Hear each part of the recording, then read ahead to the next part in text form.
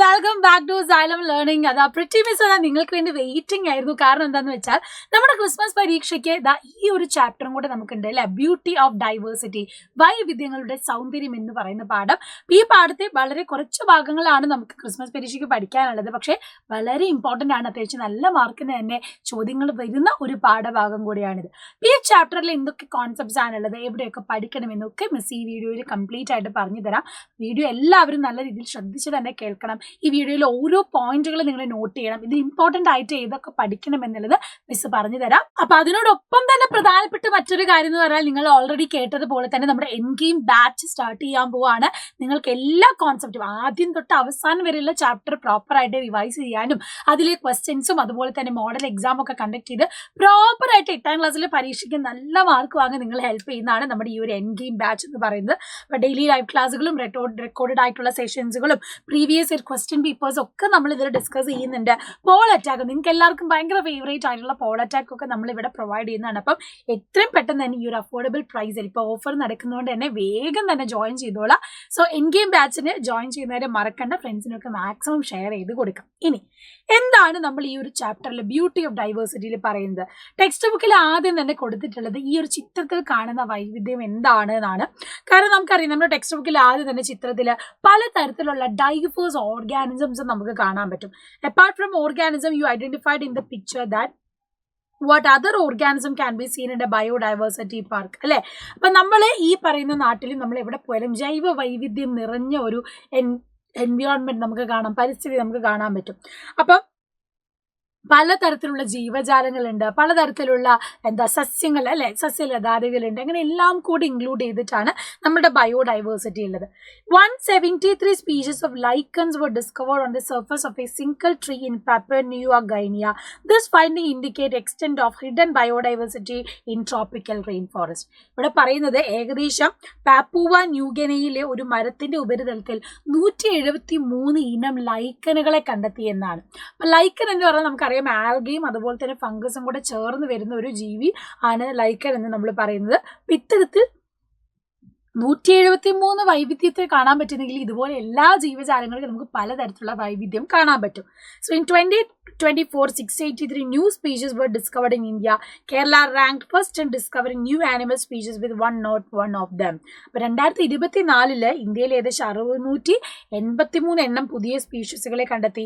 പുതിയ ജന്തുജാലങ്ങളെ കണ്ടെത്തുന്നതിൽ 101 സ്പീഷീസുകളുമായി കേരളം 1ാം സ്ഥാനം എത്തിയെന്നാണ്. അപ്പം അത്രയും വൈവിധ്യം നിറഞ്ഞ ഒരു നാടാണ് നമ്മുടെ ഇന്ത്യ, അതിൽ തന്നെ കേരളം എന്നും പറയുന്നത്.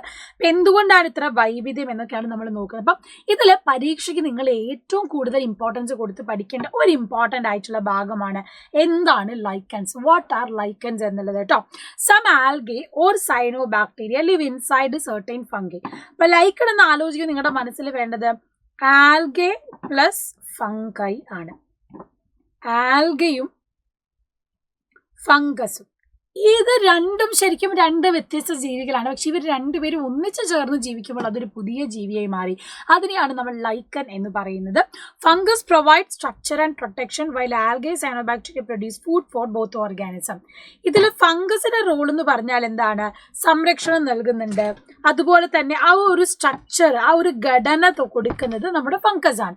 അതേസമയം ഇവിടെ ഫുഡ് പ്രൊഡ്യൂസ് ചെയ്യുക, ഇവിടെ ന്യൂട്രീഷൻ കൊടുക്കുന്ന, പോഷണം കൊടുക്കുന്നത് ആരാണ്? അത് നമ്മുടെ ആൽഗയാണ്. അപ്പം ലൈക്കൻ നമ്മൾ നോക്കുന്ന സമയത്ത് ആൽഗയും ഫംഗസും കൂടെ ചേർന്നിട്ടാണ്, ആൽഗയാണ് ഫോട്ടോസിന്തസിസ് നടത്തി അവിടെ ഫുഡ് പ്രൊവൈഡ് ചെയ്യുന്നത്. അതേസമയം അവിടുത്തെ സ്ട്രക്ചറും ആ ഒരു ആങ്കറേജും അവിടെ വേണ്ട സപ്പോർട്ടൊക്കെ കൊടുക്കുന്നത് ആരാണ്? അത് നമ്മുടെ ഫംഗസ് ആണ്. ഇവർ രണ്ടുപേരും കൂടെ ചേർന്നാണ് പ്രവർത്തിക്കുന്നത്. The symbiotic organisation of this known as ലൈക്കൻ. അപ്പം ലൈക്കൻ എന്ന് പറയുന്നത് ഒരു സിംബയോട്ടിക് അസോസിയേഷൻ ആണ്. നമ്മൾ മറ്റൊരു എക്സാമ്പിൾ ഓൾറെഡി ഇന്ററാക്ഷൻ പഠിച്ചപ്പോൾ പറഞ്ഞിട്ടുണ്ട്, മ്യൂച്വലിസം, രണ്ടാൾക്കും ഗുണകരമായിട്ടുള്ള റിലേഷൻഷിപ്പ്. മ്യൂച്വലിസത്തിൽ വരുന്നതാണ് സിംബിയോസിസ്, അതിൽ വരുന്ന ഒരു എക്സാമ്പിൾ കൂടിയാണ് എന്ത് നമ്മുടെ ലൈക്കൻ എന്ന് പറയുന്നത്. ഇനി ഇവിടെ തന്നെ പലതരത്തിലുള്ള ആവാസ വ്യവസ്ഥകൾ, ഇക്കോസിസ്റ്റം നമുക്ക് കാണാൻ പറ്റും. ആൻഡ് ഓരോ ജീവജാലങ്ങൾ ജീവിക്കുന്ന ഒരു വ്യവസ്ഥയുണ്ട്. The natural surrounding where each living beings live is called habitat. എന്തായാലും ഒരു മാർക്കിന് ചോദിക്കാൻ ചാൻസ് ഉള്ളതാണ്. NMMSന് പ്രിപ്പയർ ചെയ്ത കുട്ടികളും ഈ ഒരു 1 വേർഡ് പഠിച്ചു വെച്ചോടുക. എന്താണ് ഹാബിറ്റാറ്റ്? എന്താണ് ആവാസം? നമ്മൾ വസിക്കുന്നത് എവിടെയാണോ, നമ്മൾ എവിടെയാണോ ലിവിങ് ആയി നിൽക്കുന്നത്, ആ ഒരു ഏരിയനെ നമ്മൾ പറയുന്നതാണ് ഹാബിറ്റാറ്റ് എന്ന് പറയുന്നത്. ഓരോ ജീവിയും ജീവിക്കുന്ന പ്രകൃതിദത്തമായ ചുറ്റുപാടിനെ നമ്മൾ പറയുന്നതാണെന്ത്, ആവാസം അല്ലെങ്കിൽ ഹാബിറ്റാറ്റ് എന്ന് പറയുന്നത്. അപ്പം ഇതെന്തായാലും 1 മാർക്കിന് നിങ്ങൾ പഠിച്ചു വെക്കണം. വാട്ട് ഈസ് ഹാബിറ്റാറ്റ്, എന്താണ് ആവാസം എന്നുള്ളത്. ഇനി നമുക്ക് പലതരത്തിലുള്ള ഹാബിറ്റാറ്റ്സ് കാണാൻ പറ്റും. കോറൽ റീഫ്സുകളുണ്ട്, മാംഗ്രൂവ് ഫോറസ്റ്റ് കണ്ടൽ കാടുകളുണ്ട്, ഡെസേർട്ട് അതുപോലെ മരുഭൂമിയുണ്ട്, വെറ്റ്ലാൻഡ്സ് നീർത്തടങ്ങളുണ്ട്. ഇങ്ങനെ ഓരോ സ്ഥലത്തും ജീവിക്കുന്ന ജീവി സമൂഹങ്ങൾ വ്യത്യസ്തമാണ്. കോറൽ റീഫ്സിൽ നമുക്ക് പലതരത്തിലുള്ള മീനുകളെ കാണാൻ പറ്റും, പവിഴപ്പുറ്റുകൾ കാണാം, അതിൽ തന്നെ ജീവിക്കുന്ന പലതരത്തിലുള്ള ജീവികളുണ്ട്, അക്വാറ്റിക് ആണ്. ഇനി മാംഗ്രൂവ് ഫോറസ്റ്റിലേക്ക് പോയ പക്ഷികളുണ്ട്, അത് കൂടാതെ തന്നെ ചെറിയ ചെറിയ മീനുകളുണ്ട്, അവരെ തിന്നു ഭക്ഷിക്കുന്ന മറ്റ് ജീവികളൊക്കെ ഉണ്ട്, അത് നമുക്ക് കാണാം. ഇനി ഡെസേർട്ടിൽ പോയാലോ, അവിടെ നമുക്ക് ഭയങ്കര ഡ്രൈ ഏരിയ ആണ്, ആ തരത്തിൽ കാണുന്ന ചെറിയ തരത്തിലുള്ള സസ്യങ്ങളും അവിടെ മാത്രം കാണപ്പെടുന്ന കുറച്ച് ജീവികളെയുമാണ് കാണാൻ പറ്റുക.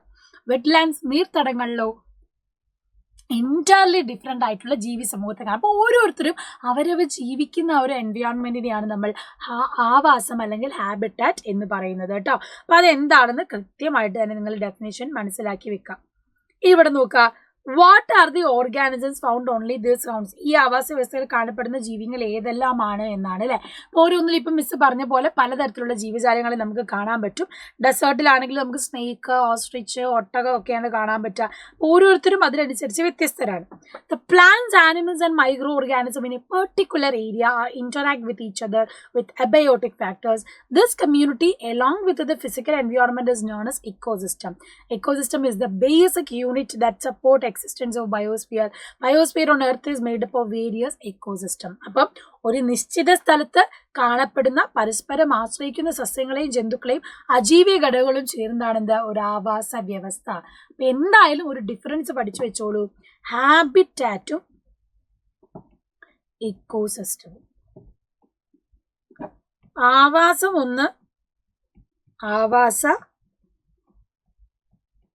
വ്യവസ്ഥ മറ്റൊന്നാണ്. അപ്പൊ ഇക്കോസിസ്റ്റം എന്താണ് എന്നുള്ളതും അടുത്ത ഒരു ഇമ്പോർട്ടൻറ്റ് ടോപ്പിക്കാണ്. Plants, animals, microorganisms in a particular area interact with each other with including the abiotic factors. അപ്പം നമ്മളൊരു ഇക്കോസിസ്റ്റം എടുക്കുകയാണെങ്കിൽ അവിടെയുള്ള അബയോട്ടിക് ഫാക്ടേഴ്സും ബയോട്ടിക് ഫാക്ടേഴ്സും അവർ തമ്മിൽ ഇൻറ്ററാക്ഷനും ഇതെല്ലാം ഇൻക്ലൂഡ് ചെയ്തിട്ടാണ് നമ്മൾ ഒരു ഇക്കോസിസ്റ്റത്തെ ഡെഫിനിഷൻ പറയുന്നത്, അല്ലെങ്കിൽ ഒരു ഇക്കോസിസ്റ്റത്തെ ഡിഫൈൻ ചെയ്യുന്നത്. അപ്പം ആവാസ വ്യവസ്ഥ എന്ന് പറയുമ്പോൾ എന്തൊക്കെ അവിടെ വരും? ഒരു നിശ്ചിത സ്ഥലത്ത് കാണപ്പെടുന്ന പരസ്പരം ആശ്രയിക്കുന്ന സസ്യങ്ങൾ, ജന്തുക്കൾ, സൂക്ഷ്മജീവികൾ, അത് കൂടാതെ അജീവീയ ഘടകങ്ങൾ. എന്തൊക്കെയാണ് അജീവീയ ഘടകങ്ങൾ? അബയോട്ടിക് ഫാക്ടേഴ്സ്, നമ്മുടെ ലൈറ്റ്, വാട്ടർ, എയർ, പിന്നെന്താണ് സോയിൽ, ഇതൊക്കെ അബയോട്ടിക് ഫാക്ടേഴ്സിൽ വരുന്നതാണ്. അപ്പൊ അബയോട്ടിക് ഫാക്ടേഴ്സ് എന്ന് പറയുമ്പോൾ ഏതൊക്കെയാണ്? നമ്മൾ കാണുന്ന ലൈറ്റ്, വാട്ടർ, എയർ, സോയിൽ, ഈ പറയുന്ന വെളിച്ചം, അതുപോലെ തന്നെ വായു, ജലം, മണ്ണ്, ഇതൊക്കെ അബയോട്ടിക് ഫാക്ടേഴ്സാണ്. ഇവരെല്ലാം കൂടെ ചേർന്ന് പ്രവർത്തിച്ചാൽ മാത്രമേ നമ്മുടെ ജീവൻ നിലനിന്ന് പോവുള്ളൂ. കാരണം ലൈറ്റ് ഉണ്ടെങ്കിൽ മാത്രമേ പ്ലാന്റ്സിന് ഫോട്ടോസിന്തസൈസ് ചെയ്യാൻ പറ്റുള്ളൂ. ആ ലൈറ്റ് ഉപയോഗിച്ച് പ്ലാന്റ്സ് ഫോട്ടോസിന്തസൈസ് ചെയ്യുക മാത്രമല്ല, അവർക്ക് കാർബൺ ഡൈ ഓക്സൈഡ് വേണം, അവർ പുറന്തള്ളുന്ന ഓക്സിജൻ ഉണ്ട്, ആ ഓക്സിജൻ ഉണ്ടെങ്കിൽ നമുക്ക് ജീവിക്കാൻ പറ്റുള്ളൂ. അതുകൂടാതെ മണ്ണുണ്ടെങ്കിൽ അതിലുള്ള ന്യൂട്രിയൻസ് ഒക്കെ ഉണ്ടെങ്കിൽ പ്ലാന്റ്സിന് വളരാൻ പറ്റൂ. നമ്മൾ ഡികമ്പോസ് ചെയ്യുന്നതും മണ്ണിലൂടെയാണ്. അപ്പം ഇത്തരത്തിൽ എല്ലാ തരത്തിലുള്ള ആക്ടിവിറ്റീസ് നടക്കണമെങ്കിലും അബയോട്ടിക് ഫാക്ടേഴ്സും വേണം. അതാണ് ഇവിടെ പറയുന്നത്. സോ ആവാസ വ്യവസ്ഥകൾ ചേർന്നതാണ് ഭൂമിയിലെ ജീവമണ്ഡലം. ഇത്തരത്തിൽ നമ്മൾ ഒരു ആവാസ വ്യവസ്ഥ പറഞ്ഞു അല്ലെ. ഈ ആവാസ വ്യവസ്ഥകൾ ചേർന്ന് രൂപപ്പെടുന്നതാണ് എന്താ, ബയോസ്ഫിയർ എന്ന് നമ്മൾ പറയുന്നത്. അപ്പൊ നോട്ട് ചെയ്ത് വെച്ചോളൂ, വളരെ ഇമ്പോർട്ടൻ്റ് ആണ് ഈ ഒരു കോൺസെപ്റ്റ് എന്ന് പറയുന്നത്. ഇവിടെ നമുക്ക് കാണാൻ പറ്റും, ആദ്യം നമ്മൾ പറഞ്ഞത് ഹാബിറ്റാറ്റ് ആയിരുന്നു അല്ലെ. ഹാബിറ്റാറ്റ് അല്ലെങ്കിൽ ആവാസം, പലതരത്തിലുള്ള ആവാസം ചേർന്നിട്ടാണ് അവിടെ ഇക്കോസിസ്റ്റം ആയിട്ട് മാറുന്നത്. ആവാസ വ്യവസ്ഥ. അപ്പൊ പലതരത്തിലുള്ള ആവാസ വ്യവസ്ഥകൾ ഇക്കോസിസ്റ്റം കമ്പൈൻ ചെയ്തിട്ടാണ് എന്ത് രൂപപ്പെടുന്നത്? ബയോസ്ഫിയർ രൂപപ്പെടുന്നത്, ജീവമണ്ഡലം. അപ്പൊ ഇങ്ങനെയാണ് നമ്മുടെ എൻറ്റയർ ബയോസ്ഫിയർ അവിടെ നിലനിന്ന് പോകുന്നത്, പലതരത്തിലുള്ള ഫാക്ടേഴ്സ് ചേർന്നിട്ടാണ്. ഹാബിറ്റാറ്റിൽ എന്തൊക്കെയുണ്ട്? അബയോട്ടിക് ഫാക്ടേഴ്സും ബയോട്ടിക് ഫാക്ടേഴ്സും എല്ലാം ഉണ്ട്. ഇതെല്ലാം കൂടെ ചേർന്ന് പ്രവർത്തിക്കുമ്പോഴാണ് നമ്മുടെ ആവാസ വ്യവസ്ഥ നിലനിന്ന് പോകുന്നത് കേട്ടോ. അപ്പൊ അത് ഓർത്ത് വെക്കണം. ഈ ഹാബിറ്റാറ്റിൽ എന്തൊക്കെ വേണം? Abiotic and biotic factors. Abiotic and biotic factors, അജീവിയ ജീവിയ ഘടകങ്ങൾ. റെഡി? അപ്പൊ ഈ ഫ്ലോ ചാർട്ട് നിങ്ങളുടെ മനസ്സിൽ വേണം. ഇത് കറക്റ്റ് ആയിട്ട് തന്നെ ഓർത്ത് വെച്ച് പഠിക്കുക. നിർബന്ധമായിട്ടും ഈ ഒരു ഐഡിയ നിങ്ങൾക്ക് ഉണ്ടെങ്കിൽ ഈ ചാപ്റ്ററിലേക്ക് പോകുമ്പോൾ നിങ്ങൾക്ക് ക്ലിയർ ആവുകയുള്ളൂ കേട്ടോ. ഇനി നമ്മുടെ ടെക്സ്റ്റ് ബുക്കിൽ തന്നെ പലതരത്തിലുള്ള ഉറുമ്പുകളുടെ കാര്യം പറയുന്നത് നിങ്ങൾക്ക് കാണാൻ പറ്റും. നമ്മൾ പല കളറിലുള്ള ഉറുമ്പുകളെ കാണാറുണ്ട് അല്ലേ? ഇതുപോലെ ഇതാ ചോണനുറുമ്പുണ്ട്, കട്ടുറുമ്പുണ്ട്, അതുപോലെ തന്നെ പറക്കുന്ന ഉറുമ്പുകളുണ്ട്. ഇനി ചെമ്പരത്തി നോക്കുമ്പോൾ തന്നെ നമുക്ക് പല കളർ ചെമ്പരത്തി കാണാം. ചുവന്ന ചെമ്പരത്തി ഉണ്ട്, കട്ട ചെമ്പരത്തി ഉണ്ട്, പിങ്ക് ചെമ്പരത്തി ഉണ്ട്, വെള്ള ചെമ്പരത്തി ഉണ്ട്. എന്താണ് ഇത്തരത്തിലുള്ള സ്പീഷീസിൽ തന്നെ ഡൈവേഴ്സിറ്റി കാണാൻ പറ്റുന്നത്? അതാണ് more than 15,000 types of ants have been discovered and named by scientist across the world. More species will be there in forests, deserts, underground soil, different types of ants, and exist on the earth over 100 billion years. They can survive in various habitats such as desert, rainforest, and mountain. Have evolved adaptations to suit their different habitat, reason for the emergence of same so many years. അപ്പം ഉറുമ്പുകളെ നോക്കുമ്പോൾ നമുക്ക് പല കളറിൽ അവരുടെ existence ഏകദേശം 100 million വർഷങ്ങൾ വരെ അവർ ജീവിച്ചിരിക്കുന്നുണ്ട്. അവരിൽ പലതരത്തിലുള്ള എവല്യൂഷൻ നടക്കുന്നുണ്ട്. അപ്പം മരുഭൂമികളാണെങ്കിലും മഴക്കാടുകളാണെങ്കിലും പർവ്വതങ്ങൾ എന്നിങ്ങനെ ഏത് സ്ഥലത്തും അതിജീവിക്കാനുള്ള കഴിവ് അവർക്കുണ്ട്. ആവാസത്തോടെ ഇണങ്ങിക്കഴിയാനുള്ള അനുകൂലനങ്ങൾ പരിണമിച്ചു വന്നതാണ്. അപ്പം എന്ത് തരത്തിലുള്ള ഒരു അഡ്വേഴ്സ് ഇഫക്റ്റ് വന്നു, എന്ത് തരത്തിലുള്ള പ്രതികൂല സാഹചര്യം വന്നാലും അതിനോട് അഡ്ജസ്റ്റ് ചെയ്ത് ഓവർകം ചെയ്ത് ജീവിക്കാനുള്ള കഴിവ് ഉറുമ്പുകൾക്കുണ്ട്. അതുകൊണ്ടാണ് ഇത്രയും വർഷങ്ങളോളം അവർ ഇവോൾവ് ചെയ്ത് വരാനുള്ള കാരണം. Then there are also organisms in ecosystem cannot be seen with naked eye. How can we observe them? അല്ലെ, കണ്ണുകൊണ്ട് കാണാൻ പറ്റാത്ത സൂക്ഷ്മജീവികൾ നമ്മുടെ ഇടയിലുണ്ട്. ബാക്ടീരിയ, ഫംഗസ് ഒക്കെ പോലെ തന്നെ അവരും എല്ലാം ഇതിലൂടെ അടങ്ങുന്നതാണ്. ഇനി അടുത്ത ഒരു പ്രധാന ടോപ്പിക്കിലേക്ക് മിസ് പോകാൻ പോകുന്നത് എക്സാം പോയിന്റ് ഓഫ് വ്യൂവിൽ ഷുവർ ആയിട്ട് ചോദിക്കുന്ന ഒരു ക്വസ്റ്റ്യൻ ആട്ടോ. ഷുവർ ആയിട്ട് ചോദിക്കുന്ന ഒരു ക്വസ്റ്റ്യൻ ആണ്, what are different types of diversity? Biodiversity അല്ലെങ്കിൽ ജൈവ വൈവിധ്യം നമ്മൾ പറഞ്ഞു പല തരത്തിൽ വൈവിധ്യങ്ങൾ നമുക്ക് കാണാൻ പറ്റും. അതിനെ പ്രധാനമായിട്ടും 3 തരത്തിൽ നമ്മൾ ക്ലാസിഫൈ ചെയ്യും. ഒന്ന് ആവാസ വ്യവസ്ഥ വൈവിധ്യം, ഇക്കോസിസ്റ്റം ഡൈവേഴ്സിറ്റി. 2 species diversity. മൂന്നാമത്തേത് ജെനറ്റിക് ഡൈവേഴ്സിറ്റി അല്ലെങ്കിൽ ജനിതക വൈവിധ്യം.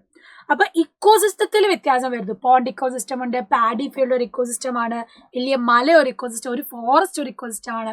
അങ്ങനെ പലതരത്തിൽ ഇക്കോസിസ്റ്റം കാണാം.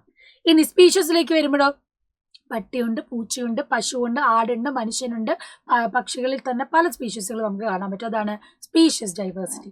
മൂന്നാമത്തേതോ ജെനറ്റിക് ഡൈവേഴ്സിറ്റി, ഒരു സ്പീഷീസിലെ വൈവിധ്യം. ഇപ്പൊ നമ്മൾ കണ്ട ഉറുമ്പ് എന്ന് പറയുന്നതിൽ തന്നെ പലതരത്തിലുള്ള സ്പീഷീസിൽ തന്നെ നമുക്ക് പല ഡൈവേഴ്സിറ്റി വെറൈറ്റീസ് കാണാൻ പറ്റും. അപ്പൊ അതാണ് ഇവിടെ പറയുന്നത്. there are more than 50,000 rice varieties are there. There are more than 50,000 rice varieties in over 1,000 mango varieties in India. അപ്പം 50,000-ൽ പരം എന്താണ് നെല്ലിനങ്ങളും 1000-ൽ പരം മാങ്ങയുടെ ഇനങ്ങളും നമുക്ക് കാണാൻ പറ്റും. ഇതിനെ നമ്മൾ പറയുന്നത് ഏത് ഡൈവേഴ്സിറ്റി ആണെന്നാണ്. ഇവിടെ നമ്മൾ പറയുന്നത് ഏതാണ്? Genetic diversity.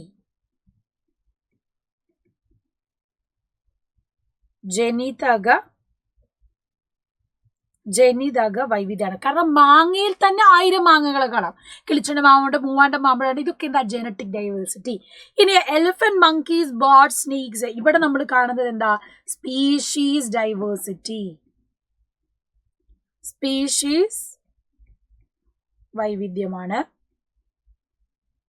അതേസമയം നമ്മളൊരു വില്ലേജിൽ പോയാൽ നമുക്ക് പാഡി ഫീൽഡ് കാണാം, അതുപോലെ തന്നെ എന്ത് കാണാം? കോക്കനട്ട്, ഗ്രൗ, അങ്ങനെ പലതരത്തിലുള്ള ഇക്കോസിസ്റ്റം കാണാം. ഒരു സ്ഥലത്ത് തന്നെ നമുക്ക് പലതരത്തിലുള്ള ഇക്കോസിസ്റ്റം കാണുമ്പോൾ നമുക്ക് പറയാം ഇക്കോസിസ്റ്റം ഡൈവേഴ്സിറ്റി. അപ്പൊ ചോദ്യ പേപ്പറിൽ നിങ്ങൾക്ക് ഇതുപോലെ എക്സാമ്പിൾ തരും. ആവാസ വ്യവസ്ഥ വൈവിധ്യം. അപ്പൊ ചോദ്യ പേപ്പറിൽ നിങ്ങൾക്ക് ഇതുപോലെ എന്ത് തരും? പലതരത്തിലുള്ള എക്സാമ്പിൾസ് തന്നിട്ട് ഇത് ഏത് ഡൈവേഴ്സിറ്റി ആണ്, അല്ലെങ്കിൽ ഇത് ഏത് തരത്തിലുള്ള വൈവിധ്യമാണ് ചോദിക്കുന്നത് എന്ന് ചോദിക്കാം. അല്ലെങ്കിൽ മാച്ച് ദ ഫോളോയിങ് ആയിട്ടും ഫില്ലിംഗ് ദ ബ്ലാങ്ക്സ് ആയിട്ടും ഒക്കെ ക്വസ്റ്റ്യൻ വരാവുന്നതാണ്. അതുകൊണ്ട് തെറ്റിക്കാൻ പാടില്ല, മാറിപ്പോവാൻ പാടില്ല. വളരെ ഇമ്പോർട്ടൻ്റ് ആണ് എന്ത്? ഏത് ഡൈവേഴ്സിറ്റി ആണ് എന്ന് ഐഡന്റിഫൈ ചെയ്യുക. അപ്പം പലതരം മാങ്ങകൾ, പലതരം ഉറുമ്പുകളാണെങ്കിൽ ഓർത്ത് വെച്ചോളൂ, അത് ജെനറ്റിക് ഡൈവേഴ്സിറ്റി. പിന്നെ അവർ ജീനസിലാണ് വ്യത്യാസം വരുന്നത്. സ്പീഷീസിലേക്ക് വരുമ്പം പല തരത്തിലുള്ള സ്പീഷീസിനെ നമുക്ക് കാണാൻ പറ്റും. Forest, elephant, monkey, bird, snake, grasses, അതൊക്കെ എന്താ? Species diversity. ഇനി വില്ലേജിൽ പലതരത്തിലുള്ള ഇക്കോസിസ്റ്റം കാണാമെങ്കിൽ അത് ഇക്കോസിസ്റ്റം ഡൈവേഴ്സിറ്റി ആണ്. അപ്പോൾ ഓർത്ത് വെക്കുക, ഒരു സ്പീഷീസിൽ തന്നെയുള്ള വൈവിധ്യത്തെയാണ് നമ്മൾ ജനിതക വൈവിധ്യം, അവരുടെ ജീൻസിലാണ് ചേഞ്ച് വരുന്നത്. അതുകൊണ്ട് ജനറ്റിക് ഡൈവേഴ്സിറ്റി എന്ന് ഓർത്ത് വെക്കാം. So all these diverse organism on earth including plants, animals, micro organism along with their habitat together for biodiversity. അപ്പോൾ എന്താ ബയോഡൈവേഴ്സിറ്റി എന്ന് ചോദിച്ചാൽ ഡെഫിനിഷൻ പഠിച്ചു വെച്ചോളാം. ഭൂമിയിൽ വസിക്കുന്ന സസ്യങ്ങൾ, ജന്തുക്കൾ, സൂക്ഷ്മജീവികൾ തുടങ്ങി വൈവിധ്യമാർന്ന മുഴുവൻ ജീവസമൂഹങ്ങളും അവയുടെ ആവാസവും ചേർന്നതിനെയാണ് നമ്മൾ എന്ത് പറയുന്നത്? ജൈവ വൈവിധ്യം എന്ന് പറയുന്നത്. അപ്പൊ ഇത് മറന്നു പോകരുത്, വളരെ ഇമ്പോർട്ടന്റ് ആണ്. ഇനി importance of biodiversity. Observe the poster prepared by the students of science club. International day of biodiversity, our biodiversity, our food, our health. അപ്പൊ ജൈവ വൈവിധ്യത്തിന്റെ പ്രാധാന്യം മനസ്സിലാക്കിക്കൊണ്ട് എന്തൊക്കെ കാര്യങ്ങൾ നിങ്ങൾക്ക് ആഡ് ഓൺ ചെയ്യാം, അല്ലെങ്കിൽ ഒരു പോസ്റ്റർ തയ്യാറാക്കാൻ പറഞ്ഞു. നമ്മൾ ഓൾറെഡി യൂത ബാച്ചിലൊക്കെ നമ്മൾ തയ്യാറാക്കി. ഇത്തരത്തിൽ ജൈവ വൈവിധ്യവുമായി ബന്ധപ്പെട്ട ഒരു പോസ്റ്റർ തയ്യാറാക്കുമ്പോൾ അതിലേക്ക് നിങ്ങൾക്ക് എന്തൊക്കെ ആശയങ്ങൾ ഉൾക്കൊള്ളാം എന്ന് ചോദിക്കും. എന്തൊക്കെ നമുക്ക് ആശയങ്ങൾ ഉൽപ്പത്തിയാം? പലതരത്തിലുള്ള ഡൈവേഴ്സിറ്റി ഉണ്ടാകുമ്പോൾ അതിനനുസരിച്ച് എന്താണ് നമുക്കുള്ള അവൈലബിലിറ്റി കൂടും, നമ്മുടെ ലൈഫ് സസ്റ്റൈനബിൾ ആയിട്ട് മുന്നോട്ട് പോകും. Save earth, save biodiversity and save life എന്നൊക്കെ പറഞ്ഞ് പലതരത്തിലുള്ള ആശയങ്ങൾ നിങ്ങൾക്ക് ഇതിലേക്ക് ഇൻക്ലൂഡ് ചെയ്യാം. ഓർത്തു വെക്കുക, മെയ് 22 ലോക ജൈവ വൈവിധ്യ ദിനം എന്ന് നമ്മൾ പറയുന്നത്. റെഡി ആണല്ലോ? അപ്പൊ അത് ക്ലിയർ ആയിട്ട് തന്നെ ഓർത്തു വെക്കുക. പിന്നെ ഇവിടെ ഒരു സയന്റിസ്റ്റിനെ പറ്റി പറയുന്നുണ്ട്, അതായത് frogman of India, doctor Satyabhama Das Biju, frogman of India. ആരാണ് ഫ്രോഗ്മാൻ ഓഫ് ഇന്ത്യ എന്ന് അറിയപ്പെടുന്നതാണ്? ഡോക്ടർ സത്യഭാമ ദാസ് ബിജു ആണ്. വെസ്റ്റേൺ ഗട്ട്സിലൊക്കെയുള്ള പലതരത്തിലുള്ള ഫ്രോഗുകളെ കണ്ടുപിടിച്ച് ഐഡന്റിഫൈ ചെയ്തതാണ് അദ്ദേഹം. He warned about the threat frogs face due to the pollution. അപ്പം ഈ പറയുന്ന മാലിന്യവും പൊല്യൂഷനൊക്കെ വഴി പലതരത്തിൽ തവളകൾ എക്സ്റ്റിങ്ഷൻ ആയി പോകുന്നുണ്ട്. അതിനെപ്പറ്റി കൂടുതൽ അവയർനെസ് ഒക്കെ തന്ന ആളാണ് ആര്? നമ്മുടെ ഫ്രോഗ്മാൻ ഓഫ് ഇന്ത്യ എന്നറിയപ്പെടുന്ന സത്യഭാമ ദാസ് ബിജു എന്ന് പറയുന്നത്. പിന്നെ ഇന്ത്യ എന്ന് പറയുന്നത് it is A country of mega diversity. അതും നിങ്ങളോട് ചോദിക്കും, എന്തുകൊണ്ടാണ് ഇന്ത്യനെ നമ്മൾ ഒരു മെഗാ വൈവിധ്യ രാജ്യം എന്ന് പറയുന്നത്? ഈ മെഗാ ജൈവ വൈവിധ്യ രാജ്യം എന്ന് പറയുന്നത് വേറൊന്നും കൊണ്ടല്ല, ലോകത്തിലെ ഭൂവിസ്തൃതിയുടെ 2.4% മാത്രമുള്ള ഇന്ത്യയിൽ ഏകദേശം 45,000 പരം സസ്യങ്ങളും 91,000 ജന്തുക്കളും ഈ ലോകത്ത് ഇന്നേ വരെ രേഖപ്പെടുന്ന ജീവികളുടെ 7 മുതൽ 8% വരെ വരും. അപ്പം നമ്മൾ ബാക്കിയുള്ള രാജ്യങ്ങളെ വെച്ച് നോക്കുമ്പോൾ ലാൻഡ് വളരെ കുറവാണെങ്കിലും അതിൽ തന്നെ റിച്ച് ബയോഡൈവേഴ്സിറ്റി നമുക്കുണ്ട്. ഡിഫറെന്റ് ആനിമൽസ് ഉണ്ട്, ഡിഫറെന്റ് സ്പീഷീസ് ഓഫ് പ്ലാന്റ്സ് ഉണ്ട്, എല്ലാം ഉണ്ട്. അപ്പം ഇത് തിരിച്ചറിയും 34 ജൈവവൈവിധ്യ ഹോട്ട്സ്പോട്ടുകളും 4 ഹിമാലയം, പശ്ചിമഘട്ടം, ആസാം. അതും ചോദിക്കും 4 ഹോട്ട്സ്പോട്ടുകൾ ഇന്ത്യയിൽ ഏതൊക്കെയാണ് എന്നുള്ളത്. 1 ഹിമാലയമാണ്, 2 പശ്ചിമഘട്ടം വെസ്റ്റേൺ ഘട്ട്, പിന്നെ നോർത്ത് ഈസ്റ്റേൺ റീജിയൻ, അവിടെ തന്നെ ആസാം, പിന്നെ നിക്കോബാർ ഐലൻഡ്. അപ്പൊ ഇന്ത്യയിലെ 4 ഹോട്ട്സ്പോട്ടുകൾ ഏതാണെന്ന് ചോദിച്ചാലും 1 മാർക്കിന് ചോദിച്ചാൽ എഴുതി വെച്ചാണ് പഠിക്കണം, നിർബന്ധമായിട്ട് ഇത് ഓർത്ത് വെക്കേണ്ടതാണ്. പിന്നെ നമുക്ക് ഓർത്ത് വെക്കണം, ഞാൻ നേരത്തെ പറഞ്ഞ പോലെ തന്നെ സെമിനാർ കണ്ടക്ട് ചെയ്യുമ്പോൾ അല്ലെങ്കിൽ ഒരു പോസ്റ്റർ എഴുതാനൊക്കെ ആയിട്ട് ക്വസ്റ്റ്യൻ വരാം. അപ്പൊ അതിലേക്ക് ഓർത്ത് വെക്കുക, ബയോഡൈവേഴ്സിറ്റി ഉള്ളതുകൊണ്ടാണ് നമ്മുടെ food, clothing, shelter, fuel, medicines, ആഹാരം, വസ്ത്രം, അതുപോലെ stability of the soil and water അല്ലേ, അവിടെ അഗ്രികൾച്ചർ നടക്കണമെങ്കിലും എല്ലാ തരത്തിലുള്ള ജീവി സമൂഹം നിലനിന്ന് പോകണമെങ്കിലും ഏറ്റവും നല്ല സോയിൽ, വാട്ടർ, എയർ ഒക്കെ വേണ്ടതായിട്ടുണ്ട്. ബയോഡൈവേഴ്സിറ്റി ഈസ്തറ്റിക് വാല്യൂ അല്ലേ, സൗന്ദര്യാത്മക മൂല്യങ്ങൾ കൊടുക്കുന്നു. Nutrient cycling, pollination, biological control. ഓരോ ന്യൂട്രിയൻറ്റും ഓരോന്നും അവിടെ സൈക്കിൾ ചെയ്ത് അവിടെ നിലനിൽക്കുന്നത് ബയോഡൈവേഴ്സിറ്റി ഉള്ളത് കൊണ്ടാണ്. അത് മാത്രമല്ല, and bio controlling pest, biological ആയിട്ടുള്ള പെസ്റ്റിനെ കൺട്രോൾ ചെയ്യുന്ന മെത്തേഡ് ഒക്കെ നിലനിൽക്കുന്നത് ഈ ഡൈവേഴ്സിറ്റി ഉള്ളത് കൊണ്ടാണ്. അപ്പം ഇത്തരത്തിൽ സെമിനാർ ടോപ്പിക്കിലേക്കൊക്കെ ആഡ് ചെയ്യാനായിട്ട് ക്വസ്റ്റ്യൻ വരാം. അപ്പം അതും കൂടി ഓർത്ത് വെക്കാം, വളരെ ഇമ്പോർട്ടൻ്റ് ആയിട്ടുള്ളതാണ്. അപ്പം ഇത്രയും കാര്യങ്ങളാണ് ഇതിൽ പ്രധാനമായിട്ടും ഓർത്ത് വെക്കേണ്ടത്. സ്ഥിരമായിട്ട് ചോദ്യം വരാൻ ചാൻസ് ഉള്ളതാണ്. പിന്നെ 2 കാര്യങ്ങളും കൂടെ ഞാൻ പറയുവാണ്. What is food chain and food web? ഒരു ലീനിയർ ആയിട്ട് നമ്മൾ ഭക്ഷണം കഴിക്കുന്നത് പാറ്റേണിൽ വെച്ചിട്ട് ഒരു ലീനിയർ പാറ്റേൺ പറയുകയാണെങ്കിൽ അതിനെയാണ് നമ്മൾ ഫുഡ് ചെയിൻ എന്ന് പറയുന്നത് കേട്ടോ. ഫുഡ് ചെയിൻ എന്ന് പറയുമ്പോൾ biodiversity and balance of ecosystem, നമ്മുടെ ജീവി സമൂഹത്തിൽ എല്ലാവരും ബാലൻസ് ആയിട്ട് നിലനിന്ന് പോകുന്ന ഈ ഒരു food chain and food web ഉള്ളത് കൊണ്ടാണ്. അപ്പോൾ ആദ്യം നമുക്കറിയാം, പ്രൊഡ്യൂസേഴ്സ്, പാഡി, നെല്ല്, അരി കഴിക്കുന്ന എലി, എലിനെ കഴിക്കുന്ന സ്നേക്ക്, പാമ്പ്, അതിനെ കഴിക്കുന്ന ഈഗിള് അല്ലെങ്കിൽ ആരാണ്? നമ്മുടെ പരുന്ത്. അപ്പൊ ഇതിൽ ആദ്യം വരുന്നത് പ്രൊഡ്യൂസേഴ്സ് ആണ്, ഉൽപാദകരാണ്. അവരാണ് ഭക്ഷണം ഉണ്ടാക്കുന്ന ആള്, ഫോട്ടോസിന്തസിസ് ചെയ്യാൻ പറ്റുന്നവർ. ഇവരെ കഴിക്കുന്നവരാണ് പ്രാഥമിക ഉപഭോക്താവ്, എലി എന്ന് പറയുന്നത്. പ്രൈമറി കൺസ്യൂമർ, കാരണം അവർ കൺസ്യൂമർ ആണ്, അവരാണ് ആദ്യത്തെ കൺസ്യൂമർ. മൂന്നാമത് വരുന്നത് സെക്കൻഡറി കൺസ്യൂമർ ആണ്, ദാറ്റ് ഈസ് തേർഡ് ലെവലിൽ വരും സെക്കൻഡറി കൺസ്യൂമർ, അത് നമ്മുടെ പാമ്പാണ്. പിന്നെ വരുന്നത് പരുന്ത്, തൃതീയ ഉപഭോക്താവ് ടെറിഷറി കൺസ്യൂമർ. ഇങ്ങനെയാണ് ഫുഡ് ചെയിൻ പോകുന്നത്. അപ്പം ഇതുപോലെ തന്നെ ഗ്രാസ് ഹോപ്പർ, ഫ്രോഗ്, സ്നേക്ക് എന്ന് പറയുമ്പോഴും അവിടെ ഗ്രാസിൽ ഫോട്ടോസിന്തസിസ് നടക്കുന്നു. ഗ്രാസിനെ തിന്നാൻ ഗ്രാസ് ഹോപ്പർ പുൽച്ചാടി വരുന്നു, അതിനെ തിന്നാൻ ഒരു ഫ്രോഗ് വരുന്നു, തവള, അതിനെ തിന്നാൻ ഒരു പാമ്പ് വരുന്നു. അപ്പം ഇവിടെയൊക്കെ ഭക്ഷണം കഴിക്കുന്നതിൻ്റെ ക്രമത്തിൽ നമ്മളൊരു ലീനിയർ ആയിട്ടുള്ള ഒരു ചാർട്ട് തയ്യാറാക്കുകയാണെങ്കിൽ അതിനെയാണ് നമ്മൾ എന്ത് പറയുന്നത്, ഫുഡ് ചെയിൻ എന്ന് പറയുന്നത്. ക്ലിയർ ആണ്, ഫുഡ് ചെയിൻ എന്ന് പറയുന്നത്. അപ്പം എപ്പോഴും ഓർക്കാം, ആദ്യം വരുന്നത് ഉൽപ്പാദകരായിരിക്കും. എപ്പോഴും ഒരു ഫുഡ് ചെയിനിൽ ആദ്യം ആരാ വരിക, പ്രൊഡ്യൂസേഴ്സ് ആണ് വരിക, ഉൽപ്പാദകരാണ്, ചെടികളൊക്കെയാണ് വരിക. രണ്ടാമത് വരുന്നത് ഹെർബിവോഴ്സോ ഒംനിവോഴ്സോ, ഈ ചെടികൾ കഴിക്കുന്ന ആൾക്കാരാണ് രണ്ടാമത് വരിക. പിന്നീടാണ് അടുത്ത ലെവലിലേക്ക് പോവുക. ഇതിനെയാണ് നമ്മൾ ഫുഡ് ചെയിൻ എന്ന് പറയുന്നത്. അതേസമയം പലതരത്തിലുള്ള ഫുഡ് ചെയിൻസിനെ ഇന്റർ കണക്ട് ചെയ്യുന്നതിനെയാണ് നമ്മൾ ഫുഡ് വെബ് എന്ന് പറയുന്നത്. എന്താ പറയാ, ഫുഡ് വെബ് എന്ന് പറയുന്നത്. അപ്പൊ ഫുഡ് വെബിലേക്ക് വരുന്ന സമയത്ത് നമുക്ക് കാണാൻ പറ്റും, it is A network of Inter connected food chain found in an ecosystem. ഒരു ആവാസ വ്യവസ്ഥയിൽ കാണപ്പെടുന്ന പരസ്പരം ബന്ധപ്പെട്ട് കിടക്കുന്ന ആഹാര ശൃംഖലകളാണ് ആഹാര ശൃംഖലാ ജാലം എന്ന് പറയുന്നത്. ഇവിടെ തന്നെ നിങ്ങൾ നോക്കിയാൽ നിങ്ങൾക്ക് കാണാൻ പറ്റും, ഒരു പ്ലാന്റ് ആണെങ്കിൽ, സസ്യമാണ് എങ്കിൽ ആ സസ്യത്തെ ഡിപ്പെൻഡ് ചെയ്ത് തന്നെ ഇപ്പൊ ഇവിടെ ഒരു ആര് വരും, ഒരു റാബിറ്റ് വരാം, മുയല്, അല്ലെങ്കിൽ പിന്നെ ആര് വരാം, ഒരു റാറ്റ് വരാം. ഈ റാബിറ്റിന് തിന്നാൻ ഫോക്സ് വരാം, റാറ്റിന് തിന്നാൻ ഒരു സ്നേക്ക് വരാം, സ്നേക്കിന് തിന്നാൻ ഒരു ഈഗിള് വരാം. ഇതേപോലെ തന്നെ നേരെ മറിച്ച് വേറെ രീതിയിലും വരാം.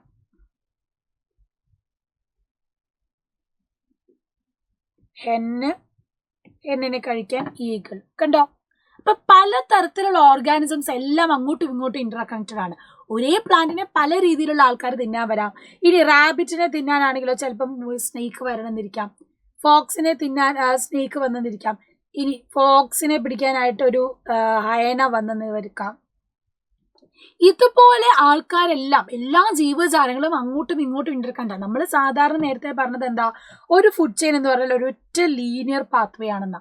ഇതുപോലെ ഒരു ഫുഡ് ചെയിൻ നമുക്ക് കാണാം, രണ്ടാമത്തെ ഫുഡ് ചെയിൻ കാണാം, മൂന്നാമത്തെ ഫുഡ് ചെയിൻ കാണാം, ഇങ്ങനെ പല ഫുഡ് ചെയിൻസ് ഉണ്ട്. പക്ഷെ ഈ ഫുഡ് ചെയിനുകളെല്ലാം ഇന്റർ കണക്ട് ചെയ്തിരിക്കുന്നതാണ് എന്ത്, ഒരു ഫുഡ് വെബ് എന്ന് നമ്മൾ പറയുന്നത്. ഫുഡ് വെബ് അല്ലെങ്കിൽ ആഹാര ശൃംഖല ജാലം എന്ന് പറയുന്നത്. പല ഫുഡ് ചെയിൻസ് എല്ലാം കൂടി ഇന്റർ കണക്ട് ചെയ്തിട്ടാണ് ഫുഡ് വെബ് ഫോം ചെയ്യുന്നത്. മനസ്സിലായോ? ഫുഡ് ചെയിനും ഫുഡ് വെബും ഓർത്ത് വെക്കുക. ഇതുപോലെ ഫുഡ് വെബ് ഫുഡ് ചെയിൻ തന്നിട്ട് ആദ്യത്തെ പ്രൊഡ്യൂസർ ആരാണ് പ്രൈമറി കൺസ്യൂമർ, ആരാണ് ടെർഷറി കൺസ്യൂമർ എന്നൊക്കെ ഇങ്ങനെ ക്വസ്റ്റ്യൻ ചോദിക്കും. അപ്പം ഇതുപോലെയാണ് നിങ്ങളോട് ക്വസ്റ്റ്യൻ ചോദിക്കാട്ടോ. അപ്പം അത് മറന്നു പോകരുത്. അപ്പം ഈ ഒരു രീതിയിൽ നമ്മൾ പഠിച്ചു വെക്കണം. ഒരു എക്സാമ്പിളും കൂടെ ഞാൻ നിങ്ങൾക്ക് തരാം. ഗ്രാസ്, പുല്ല്, ഗ്രാസ് ഹോപ്പർ, പുൽച്ചാടി, പിന്നെ ഫ്രോഗ്, തവള, സ്നേക്ക്, പാമ്പ്. അപ്പൊ ഞാൻ ചോദിക്കട്ടെ, ഇതിൽ ഗ്രാസ് ആണ് നമ്മുടെ പ്രൊഡ്യൂസർ എന്ന് പറഞ്ഞു അല്ലെ, ഉൽപാദകരാണ് വരിക, കാരണം ഫുഡ് ഉണ്ടാക്കാൻ പറ്റുന്നത് ഇവരാണ്. ഇതില് സെക്കൻഡറി കൺസ്യൂമർ, ദ്വിതീയ ഉപഭോക്താവ്. ഇതിൽ ദ്വിതീയ ഉപഭോക്താവ് ആരാണെന്നുള്ളത് നിങ്ങൾ കമന്റ് ബോക്സിൽ കമന്റ് ചെയ്യുക. So food chain, food web ഒക്കെ അടിപൊളിയായിട്ട് തന്നെ റിവൈസ് ചെയ്യണം ഈ പ്രാവശ്യത്തെ എക്സാമിന്.